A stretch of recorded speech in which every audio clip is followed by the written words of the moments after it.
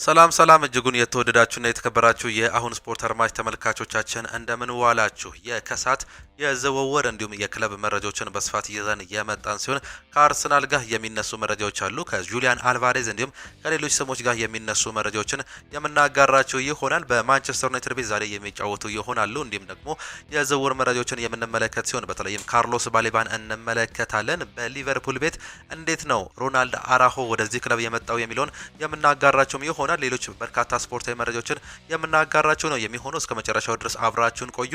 እኛ ቀጥታ ወደ ፕሮግራሞቻችን እንለፍ። ከአርሰናል መረጃዎቻችን የዛሬን ዜናዎቻችንን እናቀርብላችሁ። በጁሊያን አልቫሬዝ ዙሪያ ውሳኔውን ተወስኗል ይለናል ይህ መረጃ። የአትሌቲኮ ማድሪዱ ዋና አሰልጣኝ ዲያጎ ሲሞኒ ጁሊያን አልቫሬዝ በክለቡ ስላለው ቆይታ የተናገሩ ሲሆን በዚህ ጉዳይ ክለቡ ውሳኔውን ወስኗል ሲሉ አሰልጣኝ ዲያጎ ሲሞኒም ተናግሯል። እንደ አልቫሬዝ አይነት ተጫዋች ስላለን ደስተኞች ነን ያሉት አሰልጣኙ እሱ እንዲሻሻል እንዲሁም ማደጉን እንዲቀጥል እንረዳዋለን በማለትም ተናግሯል። ጁሊያን አልቫሬዝ ስሙ ከባርሴሎና እንዲሁም ከአርሰናል ጋር እየተያዘ የሚገኝ ተጫዋች እንደሆነም ይታወቃል። አትሌቲኮ ማድሪድ በቅርቡ ከባርሴሎና እንዲሁም ሪያል ማድሪድ የቀረበለትን ጥያቄ አንሸጥም ሲል ውድቅ ማድረጉ አይዘነጋም። እናም አሁንም ይህንን ውሳኔ እንዳጸኑት ነው እየተገለጸም የሚገኘው። በእርግጥ ከአሰልጣኙ ጋር እንዲሁ እንደሚነጋገር የተለያዩ መረጃዎችንም ሰምተንም ነበር። ነገር ግን በስተመጨረሻ በአሁኑ ሰዓት ላይ እንደተናገሩት ከሆነ እንደ ክለብ ውሳኔውን አስተላልፈናል፣ እሱ እድገቱን እንዲጨምር እንረዳዋለን፣ በክለቡ ይቆያል ሲሉ ነው እየተናገሩ የሚገኙት። እናም ይህ ተጫዋች የመሸጥ እድሉ እጅግ በጣም ጠባብ እየሆነ እንደሚገኝ መረጃዎችም ያሳያሉ። አርሰናል በክንፍ የአጥቂ ቦታ ላይ ከሚፈልጋቸው ዋና ተጫዋቾች መካከል ግንባር ቀደሙ ነው። የቪኒሺየስ ጁኒየር ዝውውር ከቆመ ወይም ደግሞ ካልተሳካ በኋላ እንግዲህ ወደ ጁሊያን አልቫሬዝ ፊታቸውን እንደሚያዞሩ ግልጽ ተደርጎም ነበር። እናም ይህ ዝውውር እጅግ በጣም እንደሚከብር ነው በሁለተኛ ደረጃ እየሰማን የምንገኘው። ሌላኛው ብራድኪ ባርኮላ ነው። ይህም ተጫዋች እንግዲህ በአሁኑ ሰዓት ላይ ከሊቨርፑል ጋር ድርድር ውስጥ እያለ የሚገኝም ተጫዋችም ነው። እናም አርሰናሎች በአሁኑ ሰዓት ላይ በክንፍ የአጥቂ ቦታ ላይ ማንን ይመለከታሉ የሚለው እንግዲህ እጅግ በጣም አጓጊ የሆነም ይገኛል። እናም በሚቀጥሉት አንድ ወራት ውስጥ የትኛው ተጫዋች ያስፈርማል የሚለው የምንመለከተው ነው የሚሆነው። ሌላኛው ከአርሰናል ጋር የምናነሳው መረጃ ክሪስቲያን ሮሜሮ አርሰናልን ለመቀላቀል ፈቃደኛ ሆኗል ይለናል ሃንድ ኦፍ አርሰናል በዘገባው። ይህ ተጫዋች ከተለያዩ ክለቦች ጋር ስሙ ሲያዝም ነበር። የቀድሞ ክለቡ ኢንተር ሚላን ጭምር እንግዲህ ለዚህ ተጫዋች ጥያቄ አቅርቦ እንደነበር የምናስታውሰው ጉዳይ ነው። በአሁኑ ሰዓት ላይ ደግሞ አርሰናል የእሱ ተጫዋች ፈላጊ ሆኖ ብቅ ማለቱን ዘገባዎች እያመላከቱንም ይገኛሉ። እናም ምናልባትም ዳግም ለሚነሳበትም እድል እንዳለ ፍንጮች እየወጡ እንደሚገኘው እየሰማንም እንገኛለን። ይህ አርጀንቲና ተጫዋች እንግዲህ በእንግሊዝ ፕሪሚየር ሊግ በተለይም በቶተናም ሆትስፐር ያሳየው ድንቅ ብቃት በርካቶቹ እንዲወዱትም አድርጎታል። በእርግጥ የጉዳት ሪከርዱ እንዲሁም ደግሞ ዲሲፕሊን እየሌለው ተጫዋች እንደሆነ በርካቶቹም ያነሳሉ። ነገር ግን አቅሙ ትልቅ መሆኑ ተከትሎ አሰልጣኝ ሚኬል አርቴታ ይህንን ችግር በመቅረፍ እንደ ቲም ትልቅ ነገርን ይፈጥራሉ ተብሎ እንደሚጠበቅ መረጃዎችም ያሳያሉ። ሪካርዶ ካላፊዮሪ ይናገራል። ትልቅ ተጫዋች እየፈለገን ያለ ነው፣ ደረጃችን ከፍ ስላለ ነው ሲልም ነው የሚናገረው ሪካርዶ ካላፊዮሪ። አሁን እዚህ ደረጃ ላይ ደርሰናል እያለ ሲሆን ከላይ ሆነን አሁን ደግሞ ሊጉን ደግመን ማሸነፍ እንፈልጋለን ሲልም ዳግምም ተናግሯል። ከተቻለ ባለፈው ዓመት ከነበርነው የተሻለ መሆንም እንፈልጋለን የሚለው ሪካርዶ ካላፊዮሪ እንደ ቪኒሺየስ አይነት ተጫዋች የሚያስፈልገንም ለዛ ነው፣ ትልቅ ተጫዋቾች የምንፈልገው በዚህ ሰዓት ለዚህ ምክንያት ነው ሲልም ነው ሀሳቡንም የሰጠው። የቀድሞ የቼልሲ ተጫዋች ነው ጆን ኦቢ ሚኬልም ይናገራል። ሊቨርፑል አርሰናል ሊያሸንፍ ይችላል ሲል ግምቱንም አስቀምጧል። ሊጉን አርሰናል ሊያሸንፍ ይችላል ሲል ነው ግምታቸውን ያስቀመጠው። የቀድሞ የቼልሲ ተጫዋች ጆን ኦቢ ሚኬል ፕሪሚየር ሊጉን አርሰናል ዳግም ሊያሸንፍ እንደሚችልም ይገምተዋል። ፕሪሚየር ሊጉን ሊያሸንፍ እንደሚችል የተጠየቀው ጆን ኦቢ ሚኬል አርሰናል ጎልቶ ይታየኛል ሲልም ነው የሚናገረው። አርሰናል ከሌሎቹ አንጻር ወጥ ቡድን ነው ያለው ጆን ኦቢ ሚኬል አሰልጣኙ አብሯቸው የቆየ ነው፣ ራሱን ቡድኑንም እንዲሁ ገንብቷል ሲልም ይናገራል። አንዳንዶች የአርሰናልን አጫወት ቢተቹም ለውጥ አያመጣም፣ ሊጉ አሸንፏል፣ አሁንም ፈተናውን ለመድገምም እነሱ ይመረጣሉ ሲልም ይናገራል። ቀሪዎቹ ሁለት ቡድኖች አዲስ አሰልጣኝ የሾሙ መሆናቸው ያነሳው ተጫዋቹ የቀድሞ ተጫዋች እንግዲህ ለዚህ ነው አርሰናል በአሁኑ ሰዓት ላይ ይህንን የማሸነፍ እድል ያለው ሲልም እየገለጸም ይገኛል። በርካቶቹ አሁንም እንግዲህ ምናልባትም ባክ ቱ ባክ አርሰናል ከ22 ዓመት በኋላ ተከታታይ ዋንጫዎችን ያነሳል የሚል ግምት እንዳላቸው እየተናገሩም ይገኛሉ። ይህ የሚሆንበት ዋነኛ ምክንያት ደግሞ በተለይም እንግዲህ በአሁኑ ሰዓት ላይ ይህ ክለብ እንደ ክለብ እንግዲህ ብዙ መስዋዕትነትን ከፍለው እዚህ መድረሳቸው ለክለቡ ትልቅ ነገር መስራታቸውን ተከትሎ ነው እንግዲህ ይህ መረጃ እየወጣም የሚገኘው። ሌላኛው ከጁሊያን አልቫሬዝ ጋር እንግዲህ እንደነገርናቸው የተጫዋች አይወጣም እየተባለም ይገኛል። በአሁኑ ሰዓት ላይ የምንሰማው መረጃ ደግሞ የጁሊያን አልቫሬዝ ድንገተኛ ውሳኔም ተብሎ መረጃዎች እየወጡም ይገኛሉ። የአርጀንቲና የኮከብ ጁሊያን አልቫሬዝ ከአትሌቲኮ ማድሪድ ለመልቀቅ ወስኗል የሚሉ በተቃራኒው መረጃዎች እየወጡ ይገኛሉ። ታማኝ ምንጮች እንደዘገቡት ከሆነ አልቫሬዝ ሰኞ ዕለት ወደ ክለቡ ሲመለስ ለአሰልጣኝ ዲያጎ ሲሞኒ እንዲሁም ለክለብ አመራሩ መውጣት እንደሚፈልግ በይፋም ያሳውቃል። ባገኘነው መረጃ መሰረት ዳግም የአትሌቲኮ ማድሪድን ማሊያ ለብሶ ላለመጫወትም ቆርጧል። አዲሱ መድረኩን የሚወስንበት የዝውውር ሂደትም በይፋም ይጀምራል። ፍላጎቱ ባርሴሎናን መቀላቀል እንደሆነም ተናግሯል። ቀደም ሲል የፍላጎት በውስጥ ቢያሳወቅም አሁን ግን ውሳኔውን በቀጥታ እንዲሁም በአካል ለክለቡ ለማሳወቅ እየተዘጋጀ እንደሆነ እየተገለጸም ይገኛል። እናም ይህ ዝውውር አሁንም እጅግ በጣም አጓጊ ይሆናል ሲሉ ነው የታመኑት ጋዜጦች እየወጡት የሚገኙት። እናም ይህንን ዘገባ አሁንም እየሰማንም እንገኛለን። ወደ ማንቸስተር ዩናይትድ መረጃዎቻችንን ስናልፍ ደግሞ ካርሎስ ባሌባ ጥረቱን አቀላጥፎ መቀጠሉ እየተገለጸም ይገኛል። ከባለፈው ክረምት ጀምሮ ለማንቸስተር ዩናይትድ ከመቀላቀል ከፍተኛ ጥረት በማድረግ ላይ የሚገኘው ባሌባ ዘንድሮም ጥረቱን መቀጠሉም ተገልጿል። ሆኖም በቅርቡ ያጋጠመው ጉዳት ሁኔታውን ቢያወሳስበውም ለረጅም ጊዜ ከሜዳ ያረቀዋል ተብሎ እንደማይጠበቅም መረጃዎችም ያሳያሉ። ፋብሪዚዮ ሮማኖ ይህንን መረጃ ነው ይዞት መውጣትም የቻለው። ማንቸስተር ዩናይትድ በአሁኑ ሰዓት ላይ ግን የአማካይ ስፍራ ወይም ደግሞ የተከላካይ ስፍራ ተጫዋች የትኛውን ማምጣት እንዳለባቸው ተወዛግበው ነው የሚገኙት። ካርሎስ ባሌባ አምና 120 ሚሊዮን ፓውንድ ተብሎ ነበር እንግዲህ ከማንቸስተር ዩናይትድ ጋር በሚቀጥለው ዓመት ማንቸስተር ዩናይትድ አስፈርመዋለሁ ብሎ ማመንም የቻለው። ከዛ ግን በ2025-26 ያሳየው እንቅስቃሴ የማንቸስተር ዩናይትድ ሀሳቡን እንዲቀይርም አድርጎታል። በአሁኑ ሰዓት ላይ ብራይተኖች ለዚህ ተጫዋች ከ75 ሚሊዮን ፓውንድ በላይ ነው እየጠየቁበትም የሚገኙት። ባሌባ አሁንም ቢሆን ኦልትራፎርድ በዚህ በሬድ ዴቪልሶች ቤትም እንግዲህ ትልቅ ታሪክን ለመስራትም ፍላጎት እንዳለው ነው መረጃዎችም የሚያሳዩት። ይህ እንደሚጠበቅ የተገለጸ ሲሆን የማንቸስተር ዩናይትድ ውሳኔ ግን እስካሁን ድረስ አልታወቀምም ይላሉ። ቤንጃሚን ሴስኮ በሚቀጥሉት ሳምንታት ወደ ሜዳ እየተመለሰ እንደሚገኝ መረጃዎችም ያሳያሉ። ቤንጃሚን ሴስኮ በሚቀጥለው ሳምንት በአየርላንድ የዩናይትድ የልምምድ ካምፕ ውስጥ የቡድኑ አካልም ይሆናል እየተባለም ይገኛል። ኦገስት 15 ከኤሲ ሚላን ጋር በሚደረገው የወዳጅነት ጨዋታ ላይ የተወሰኑ ደቂቃዎችን መጫወት እንደሚችል ተስፋም ተደርጓል ሲል ሜን ይዞት የወጣው መረጃም ያሳያል። ይህ ተጫዋች እንግዲህ በጉዳት ምክንያት እስካሁን ድረስ ወደ ልምምድ አለመመለሱን እናስታውስም ነበር። ሌላኛው የቀድሞ የሊቨርፑል ተጫዋች ጄሚ ካራገር የዩናይትድ አዲሱን የዝውውር ስትራቴጂ የሚያወድስ አስተያየት መስጠቱ በዩናይትድ ደጋፊዎች ከፍተኛ ተቃውሞ እያስከተለበትም ይገኛል። ዩናይትድ በእውነቱ የዝውውር መንገዱን ቀይሯል ያለው ካራገር ይህ ደግሞ አዎንታዊ ነው እንደሚወደድም አስባለሁ ሲልም ይናገራል። ለአመታት ትልቅ ስም ያላቸውን ተጫዋቾች ለማስፈረም ብቻ ይጨነቁ የነበረ ቢሆንም አሁን ላይ የሚያስፈልጋቸውን ዝውውር እያደረጉም ይገኛሉ ሲልም ይናገራል። ካራገር አክሎም አሁን አሰልጣኙ ከሚፈልገው አጫወት ጋር የሚስማሙ ተጫዋቾች እያፈላለጉ ይገኛሉ ሲል እየተናገረ ሲሆን በተጨማሪም ካራገር ስኬታማ ቡድን በዚህ መልኩ የሚገነቡት ከትልቁ ስም ያለው ተጫዋች ይልቅ ትክክለኛ ተጫዋች ላይ በማተኮር ላይ መሆናቸው ነው። ይህ ለማንቸስተር ዩናይትድ እጅግ በጣም ትልቅ ነው ማለቱን ተከትሎ እንግዲህ ደጋፊዎች ግን ይህ ነገር እጅግ በጣም እያበሳጫቸው እንደሆነ ነው እየተገለጸም የሚገኘው። የማንቸስተር ዩናይትድ ደጋፊ ጎልድ ብሪጅ ይናገራል። እኛ እሱ እያለ ያለውን ነገር አይደለም እያደረግን ያለ ነው ሲልም ነው የሚናገረው። የዩናይትድ ስታንድ አዘጋጅ የሆነው ማርክ ጎልድ ብሪጅ በካራገር አስተያየት ላይ የሰላ ትችት ካቀረቡ ደጋፊዎች መካከል አንደኛው መሆኑም ተገልጿል። እኛ እሱ እያለ የሚገኘውን አይደለም እያደረግን ያለ ነው ሲል ጎልድ ብሪጅ እየተናገረ ሲሆን አሰልጣኙ ለሚፈልገው አጫወት የሚስማሙ የመጀመሪያ ምርጫዎች እኮ አተናል በማለትም ይናገራል። ኤደርሰን፣ ቶናሊ፣ ፈርናንዴዝ፣ ኦሬል ሸዋሚኒ እንዲሁም ደግሞ አሌክስ ስኮትን አተናል። ቴሌማንስን በሊስቱ ውስጥ ምናልባትም ስድስተኛው ምርጫ ነው ያገኘ ነው። እናም ይህ ከባድ ነው ሲልም ነው የሚገልጸው። በስተመጨረሻም ይህ የዩናይትድ አስተዳደር እያደረገው የሚገኘው እጅግ አስነዋሪ ስራ ተጫዋቾች ከማጣት ይልቅ እኛን ደጋፊዎችን ለማታለል እየሰሩ ነው ሲልም ሀሳቡን ይሰጣል።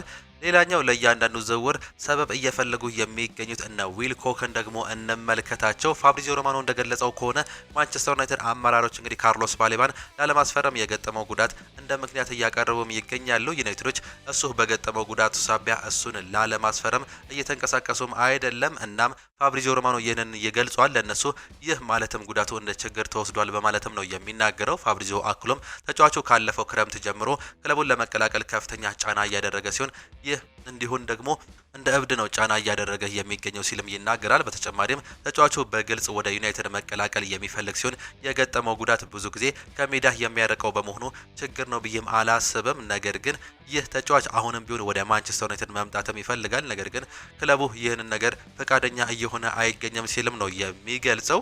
የዩናይትድ ተጫዋቾች ቀጥተኛ ደሞዝ ጭማሪ እንደማያገኙም መረጃዎችም ያሳያሉ።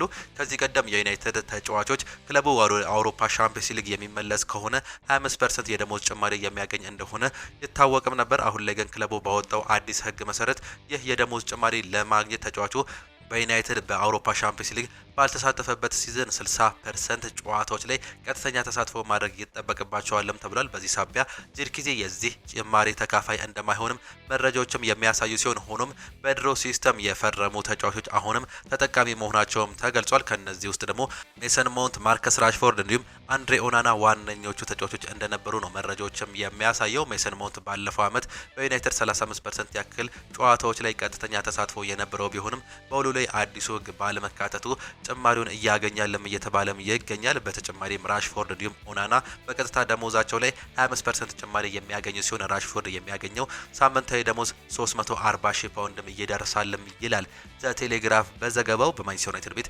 እንደሚቆይም እየተገለጸም ነው የሚገኘው የዚህ ተጫዋችም ጉዳይ።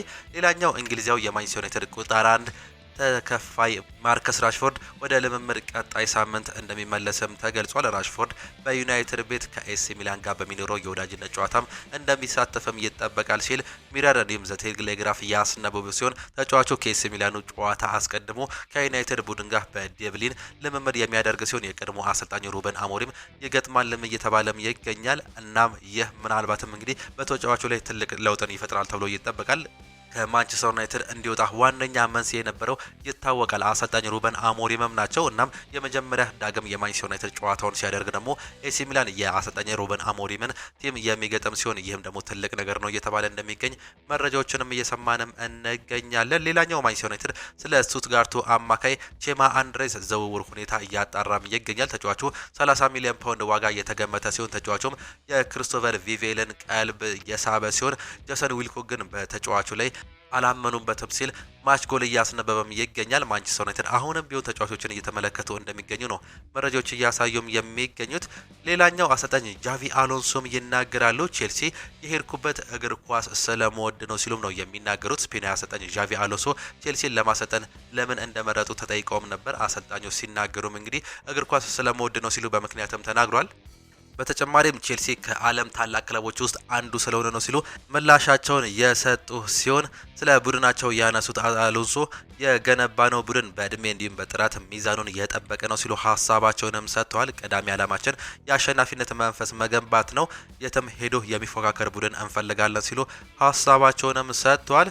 ሌላኛው ኤንዞ ፈርናንዴዝ ነው። ኤንዞ ፈርናንዴዝን ለማስፈረም የሚፈልጉ ክለቦች ለቼልሲ ጥያቄ ካቀረቡ ቼልሲ ኤንዞ ፈርናንዴዝን ለመልቀቅ በዚህ ክረምት ለሞርጋን ሮጀርስ ከከፈለው 117 ሚሊዮን ፓውንድ የበለጠ ገንዘብ እንደሚፈልግም ያሳውቃል ሲል ኪራንጊል ዴይሊ ሜል እያስነበበ የሚገኘው መረጃንም እንዲሁ እየሰማንም የሚገኘው። እናም ይህ ዝውውር ምናልባትም ከባድ እንደሚሆን ነው ቼልሲ ቤት እየተጠበቀም የሚገኘው። ቼልሲዎች የተለያዩ ነገሮችን በአሁኑ ሰዓት ላይ እያስነበቡንም ይገኛሉ። እናም ምናልባትም ይህ ተጫዋች ግን የመልቀቅ እድሉ እጅግ በጣም ጠባብ ነው ሲሉ በርካቶቹም እያነሱት የሚገኙት ሌላኛውን መረጃ ነው እየሰማንም የሚገኘው። ይህ የሆነበት ዋነኛ ምክንያት ደግሞ አሰልጣኙ እሱንም ይፈልገዋል።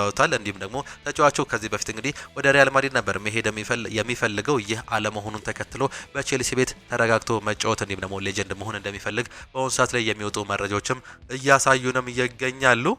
ሌላኛው አሰልጣኝ ጃቪ አሎንሶ ይናገራሉ። በሜዳችን ስንጫወት ጉልበትንና ስሜትን ሊጣጣም ይገባል። ጥሩ ሲዝን ለማሳለፍ ይህ ወሳኝም ነው ሲሉ ይናገራሉ። በሜዳችን ስንጫወት ደህንነት እንዲሁም ደግሞ በራስ መተማመን ሊሰማን እንዲሁም እንዴት መጫወት እንደምንፈልግ መወሰንም አለብን። ምክንያቱም ይህ ስሜት ወደ ደጋፊዎችም ይተላለፋል፣ እነሱም ያንን ስሜት ወደኛ ይመልሱታል ሲልም ይናገራል። በስታንፎርድ ብሪጅ ያለንን ጥንካሬ መፍጠርም እንፈልጋለን ሲል የተናገሩ ሲሆን አሰልጣኝ ጃቪ አሎንሶ ስለ ረዳት አሰልጣኝ ቡድኑም ሲናገሩ እነሱ ከፍተኛ ብቃት ያላቸው ባለሙያዎችም ናቸው፣ ለኔ ትልቅ እገዛም ያደርጋሉ ሲሉ የተናገሩ ሲሆን ውሳኔዎችን በመወሰን እንዲሁም ከተጫዋቾች ጋር በመቀራረብ ረገድ የዘርፈ ብዙ ጥቅሞችም አላቸው፣ ትልቅ ባለሙያዎችም ናቸው ሲሉም ይናገራሉ። ከካለም ጋም አብረንም መስራትም ያስደስታል ሲሉ የተናገሩ ሲሆን እሱ እግር ኳስንም በጣምም ይወዳል። ስለዚህ ስፖርቱ ሰፊ እውቀትም አለው። የግብ ጠባቂዎች አሰልጣኙንም እንዲሁ እጅግ በጣም ልምድ ያለውም ነው። ሌሎችንም ብትጠይቁ በርካታ ልምድ ያላቸው እንዲሁም ደግሞ ለኳሱ ትልቅ ፍቅር ያላቸው ናቸው ሲሉም አሰልጣኙ ይናገራሉ። ስለ ፕሪሚየር ሊግም ሲናገሩ ባለፉት ዓመታት ሊጉን ከውጭ ሆኜ እከታተልም ነበር። የውድድር ደረጃም እናም ከፍተኛ ፉክክር መመልከት እየቻለም ነበር። በዚህ ሂደት ሁሉም ሰው መሳተፉ ያስደስታል። ባለን ፕሮጀክት እንዲሁም አቅም ምክንያት ለዚህ እድል ትልቅ ተነሳሽነትንም ይሰጠናል። አሁን ተጫዋቾችን አስፈርመናል። እንዲሁም ወጣቶችን ልምድ ካላቸው ጋር በማቀናጀት ትልቅ ነገርን እንደምንሰራም እናምናለን ሲሉ ነው የተናገሩት። ይህም ትልቅ ነገርን ይፈጥራል ሲሉ የተናገሩ ሲሆን ወደ ቼልሲ ያቀናው እግር ኳስን በጣም ስለመወድ ነው ሲሉ እንዲሁ ማረጋገጫ የሰጡ መሆናቸውን ነው በቼልሲ ቤት እየሰማንም የምንገኘው። አሰልጣኝ ጃቪ አሎንሶ እንግዲህ በዚህ አመት እንግዲህ ትልቅ ነገርን ሰርተው እንደሚያምሉም እየገለጸም የሚገኘው አዲሱ ፈራሚ ማርኮ ፓሌስትራ ይናገራል። ወደ ቼልሲ መምጣት ለኔ ትልቅ እርምጃም ነበር ሲልም ይናገራል። ይህ ውሳኔ በመወሰኔም በጣም ደስተኛ ነኝ። ወደ ፕሪሚየር ሊጉ መምጣት ሁሌም ህልሜም ነበር። ቼልሲ ከመረጥኩበትም ጊዜ ጀምሮ የዓለማችን ምርጥ ቡድን እንደሆነም አውቃለሁ። ለዛም ነው ወደዚህ ክለብ የመጣሁት ሲልም ነበር ሀሳቡንም የሰጠው። ከሲዝኑ በፊት በሚደረጉ ውድድሮች ማለትም በፕሪ ሲዝኖች ላይ መሳተፍ በጣም ጥሩም ነበር። እንደኔ ለኔ አዲስ ተጫዋቾች አዲሱን ክለቡን በደንብ ለማወቅም ትልቅ ጠቀሜታም ነበረው። ከአሰልጣኙ እንዲሁም ከረዳቶቹ ጋር መስራት እንዲሁም ሌሎች የቡድን አጋሮች ጋር በመሆን በጣም ጥሩ ስሜትም ፈጥረናል። ከዚህ በመገኘቴ እጅግ በጣም ደስተኛ ነኝ ሲል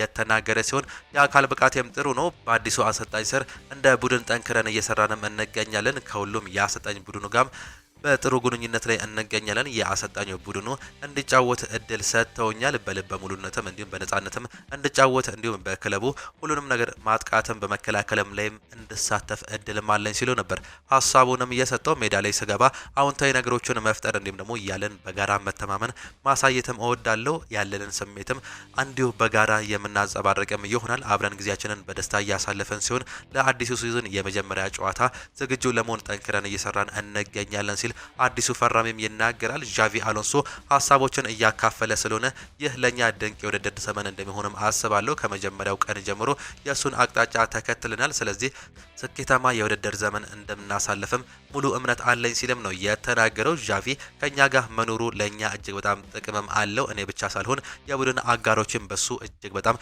መተማመናቸውን እያሳዩም ይገኛሉ ሲል የተናገረው ሲሆን ሲዝኑ ሲጠናቀቅ የአመቱ ምርጥ ተከላካይ ተብዬ ብመረጥ ደስ ይለኛል ሲልም ፓሌስትራም ይናገራል። ነገር ግን ከግሌ ስኬት ይልቅ ለቼልሲ ማለትም ለጋራ ስኬትም እጨነቃለሁ ሲል ሀሳቡንም መስጠቱንም ነው የተናገረው። ፓሌስትራ የቼልሲ ታላቅ ተጫዋች ወይም ደግሞ ስለ ሌጀንድ ተጫዋች ሲጠየቅ ምናልባት እንደዛ እንድሆን ተስፋም አድርጋለሁ። አንዳንድ ጣሊያናዊ ተጫዋቾች ወደ ቼልሲ እንደመጡም አውቃለሁ። እናም በቼልሲ ቤት እኔም እንደዚህ አይነት ታሪኮችን መስራትም ነው የምፈልገው። ትልቅ ታሪክን ለመስራት አሁንም ብዙ ነገሮችን እየሰራው እንገኛለን። ለውጦችን ለማድረግም ብዙ እንሞክራለን ሲል ሀሳቡን መስጠቱንም ነው የሰማ ነው። ወደ ማንቸስተር ሲቲ መረጃዎቻችን ስናልፍ ደግሞ ማቲያስ ኑኔዝ ስለ ማንቸስተር ሲቲ እንዲሁም ደግሞ በርናንዶ ሲልቫ እንዲሁም ጆን ስቶንስ ስለ ማጣቱም ይናገራል። በጣም ትልቅ ነገር ነው ሲልም ነው የተናገረው። ሁሉም ያውቀዋል። ለ10 ዓመታት ሁሉም ነገር አሸንፈዋል። በሁሉም ነገርም ተሳትፈዋል። እነሱ ከምርጥ ጓደኞች መካከል ነበሩ። እንዲሁ ናታን አኬም በመሄዱ እጅግ በጣም እኛ ኪሳራ ውስጥ ገብተናል ሲልም ነው የሚናገረው። ባለፉት 2 ዓመታት የለቀቁ ተጫዋቾች ከኔ ጋር በጣም የቀረቡ ሰዎችም ነበሩ። በጣም እንናፍቃቸዋለን ሲል የተናገረ ሲሆን በሜዳ ላይ ብቻም አይደለም ከሜዳ ላይ ውጭም ምን ያህል ጥሩ እንደነበሩም አታውቁም።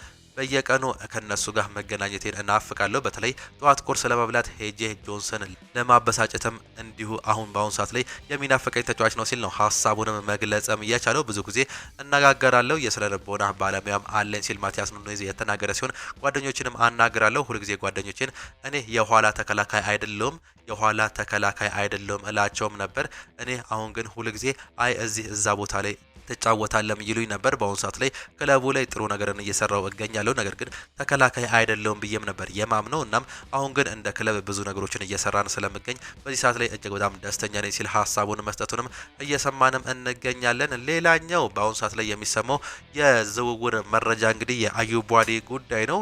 ማንቸስተር ሲቲዎች ይህን ዝውውር ለማሳካት ከጫፍ መድረሳቸው ነው እየተገለጸም የሚገኘው። ያለ ጥርጥር በተለይም ሮድሪ የሚለቅ ከሆነ የተጫዋች ይህን ክለብ የሚቀላቀልም ይሆናል። እናም በወጣቶች የሚሳተፍ ክለብ እንደሚገነቡ እያመኑም እንደሚገኙ መረጃዎችንም አመላከቱን። የሊቨርፑል መረጃዎቻችንን ስንመለከት ደግሞ ሊቨርፑል እንዲሁም ባርሴሎና ለሮናልድ አራሆ የውሰት ውል የሚመለከቱት ሰነዶች ሁሉ ተፈራርመዋል። የግዢ አማራጮችን ያካተተ ሲሆን ግዴታም የሚሆንም አይደለም።